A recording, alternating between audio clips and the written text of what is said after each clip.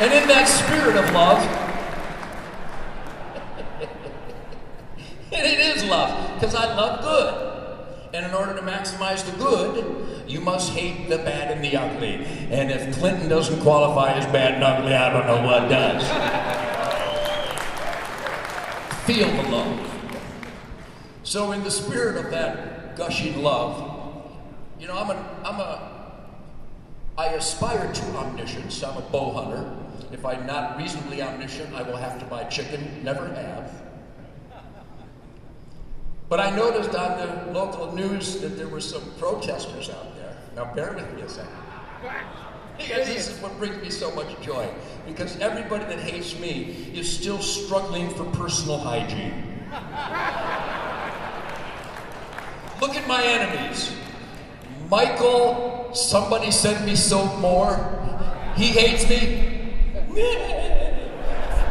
Am I a wonderful human being? How about Nancy Wind G-Force Factory? You don't need to sign this, you don't need to read this, you need to sign it, Pelosi. Or how about Diane, I've got a 38, but you don't get one Feinstein. How about Michael, I have an armed security detail toting machine guns at taxpayer expense, but you don't get to defend yourself, Bloomberg.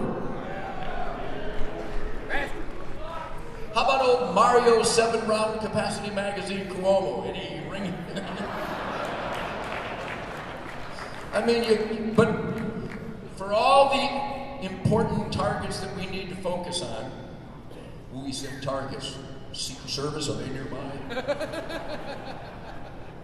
By the way, the service isn't a secret anymore. I love the Secret Service. I'm a big fan. They are friends of mine, but they have a job to do, and they must respond when punks lie. So, in the spirit of this buoyancy, I notice the protesters, and I notice this all the time. Both of them. Are you kidding me? You don't have to look far to see how wonderful we are because mongrels hate us. So I would like to take up, I know you give and give and give, and we're probably tapped out here in this difficult economy. But I would like to take up a collection today for the protesters. And I think if we raise enough money, we can get them soap, an interpreter, and maybe some logic. So never underestimate how better we are. We're better than the anti-gunners on every level, but it all comes to the simple and irrefutable, inescapable conclusion that the right to keep and bear arms shall not be infringed only means one thing. We refuse to be forced into unarmed helplessness because we think the precious gift of life from God is not only worth defending, not only do we have the right to defend it, but by any moral, intelligent, and spiritual consideration whatsoever, we have a duty to protect our lives and our families' lives. Yes, sir.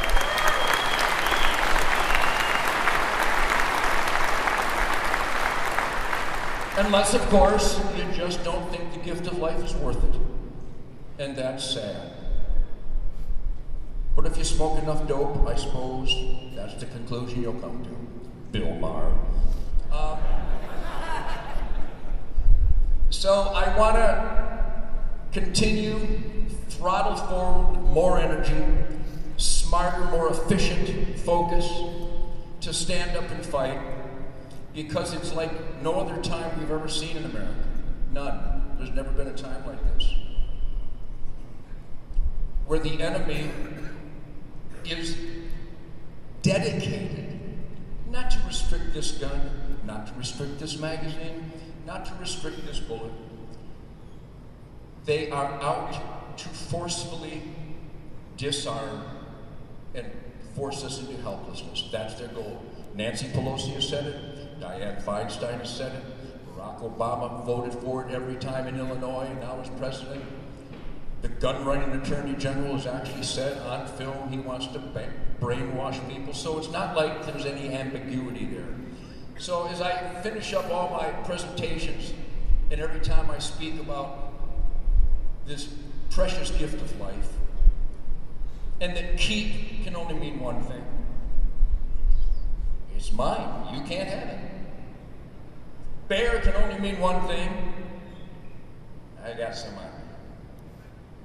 on me. I'm bearing. And shall not be infringed means he shouldn't die.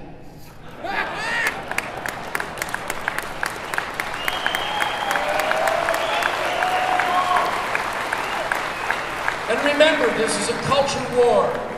You are the street fighters, and the ultimate weapon in street fighting is activism. I'm going to repeat what I've said every year at the NRA and in every interview and everything I write. If your senator and congressman, your mayor, your governor doesn't know your family by name, you're not cutting any mustard. And I know a lot of us in Texas and Arizona, in South Dakota, there's upgrades happening in Wisconsin of all places. We get a little spoiled. We go, hey, we got a gun. There are insidious Obama, Eric Holder-driven forces in every city, in every state. And I don't want to hold the line. You need to communicate to your elected officials that when the president says, because of the Republicans in sequester, the children won't get medicine and food as he comes home from his $100 million Hawaiian vacation. You need to let your elected officials know that that is an offensive scam. And it's a lie. When he says we don't have money for Meals on Wheels and he sends F-16s to Egypt, that's a dirty scam. It's a lie. So it's not just about Second Amendment rights. It's about First Amendment rights, and it's about common sense and logic. Raise hell as often as possible. I do it every 12 minutes. Poor Mrs. Nugent. A moment of silence for Mrs. Nugent. She has to live with me.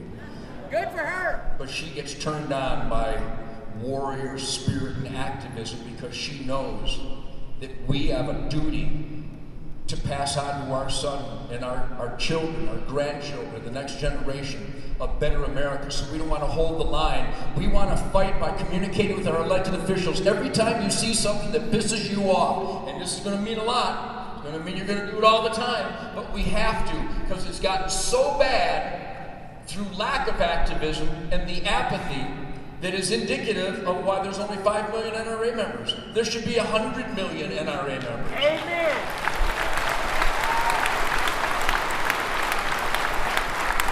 Communicate more. Always remain polite but firm about every issue, and always come back to the Second Amendment. And when you get these prepared responses that are as big a scam as you're getting from the federal government, be sure you write back. Wear them out. Drive them nuts. If you're not pissing off an asshole, you're an asshole. So stand and fight, raise hell, take no more until the day comes where our sons or our grandchildren, sons and daughters and grandchildren, we don't need a piece of paper from the government to choose our church. We don't need a piece of paper authorizing what we say. We don't have to show our papers if somebody comes to our house without a search warrant. Why in God's name do we need government-issued paperwork for our God-given individual right to keep and bear arms? The existence of the Second Amendment is our national concealed weapons permit. I can go to a church in every city I play. I don't need a permit. I can speak my mind in every city I perform and go hunting in. I don't need a permit. My First Amendment rights are national. We need to get to the point where our Second Amendment rights are national. You can get up in the morning, strap on the hog leg, and go for a walk across country. Yeah! And all my blood brothers from California, and Illinois, and Massachusetts, and Maryland, and New Jersey, and New York, and Connecticut. Dear God in heaven, what happened? It's phenomenal. There are no Second Amendments in those states. Fight harder, fight stronger, and those of us that have it good in Texas and Arizona, South Dakota, and upgraded concealed weapons permits, and the Second Amendment upgrades that we fought and achieved, let's make sure we help those. If we have family and friends and hunting buddies and neighbors, let's pitch into those states. Contact those elected officials. So, I say this every year, and I'd like to take credit for all the new members, but I have to give it to Barack Obama. Because when the threat is that evil, that big of a scale, Americans have responded by buying more guns and ammo and joining the NRA at record numbers in the history of mankind. So I salute you. And keep that upgrade going. Give away memberships. Give them away. Sign your friends and family, your coworkers. My band, you can't be in my band unless you're an NRA member. You can't drive my bus unless you're an NRA member. If we all did that, my dream of at least 20, 30, 40, 50 million NRA members could come to reality, and then Pelosi would have to get a job.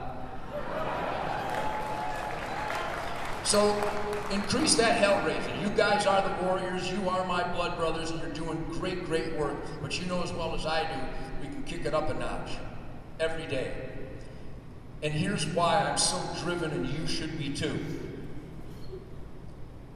There's a warrior in a flag-draped box someplace who's dead because he was willing to fight for the U.S. Constitution.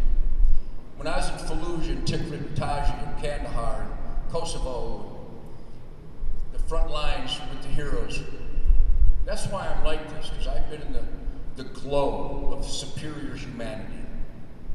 Let me say that again. I've been in the glow of superior humanity. They're just plain better than the rest of us. That's all.